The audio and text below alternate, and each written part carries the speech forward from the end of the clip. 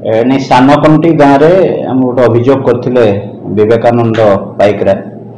जे तांकर पुओ राति घरे खावा समय से बाहर को बाहरी जाते तब राति घर को फेर नथिले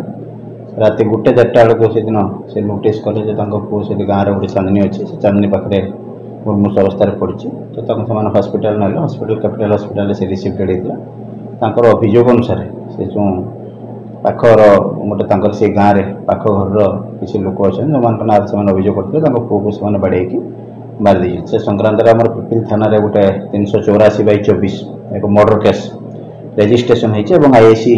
पिपिल निजे तार तदंत कर तदंत समय आम जहाँ बर्तमान सुधा आम आपातत कन्भिन्स अच्छु इन्वेस्टिगेशन से 2 जनकर संपुक्ति आम एस्टाब्लीश कर सारी जड़े अनादि दास आउ जड़े तपन कुमार दास से अनादि दास तपन दास से जो डीसी जी रही बबलू पाइकरा घर पाखे घर से जो दिन घर से पिला पड़े आसला से दिन से घर पाखे सी सस्पेक्ट करके घर को सी आसी रास्तार गुड़े चांदनी पाखे पचर बेक धरिकी कंप्रेस करके मर्डर कर देते पकई देते। देखो जो अभियोग रोला बापा अभियोग कर हत्यार कारण किसी रही इन्वेस्टिगेशन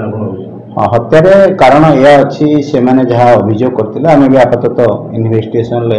बर्तमान सुधा जहाँ जाना पाइचु से जो बबलू सामंतराय अच्छी से जो तपन कुमार दास जी अच्छा गोटे परिवार जो स्त्री अच्छा सागर गोटे अफेयर्स थिला बोली से जहाँ अभियोग करते भी आपातत आम इन्वेस्टिगेशन किसी सत्यता उपलब्धि कर सन्देह था दी परिवार भितर टे मनांतर चलुला किछि दिन तले सी घर छाड़ी पड़े पुणी घर को फेरी उभय परिवार भितर गोटे आपस बुझाणा होता जे किए क्या सागर कौन प्रकार संपर्क रखिए ना किंतु पुणी जिनसा जो आउ थे से दिन राति स्वामी स्त्री भितर पाटिमुंड लगी समय जो तपन कुमार दास और स्त्री भितर झगड़ा लगी से कथा को शुणापी जे बबलू पाइकरा जी मृत अच्छा सी आसी घर को देखापी सी देखो से छेड़ा होकर शुणुवा समय जो तपन दास अच्छा सान भाई जी अच्छा अनादि दास देखीदे सी देखीदे से हठात से प्रभोक हो गुडेले बाड़ाई से चांदनी पाखे पछपटे बेक धरिकी कंप्रेस करके पकई देते जोटा कि हस्पिटाल से रिसीव डेड हो ए केस 2 जनकर संपुक्ति अच्छा अनादि दास और तपन दास और से अरेस्ट होकर गत काली कोर्ट फरवर्ड बर्तमान तो आपातत आम जी इन्वेस्टिगेशन करूँ से कहार संपुक्ति आम अनुभव करना किंतु इन्वेस्टिगेशन ओपन अच्छी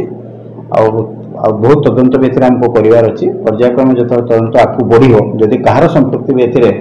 प्रमाणित हुए निश्चित भाव में विरुद्ध कार्यानुष्ठान ग्रहण कर।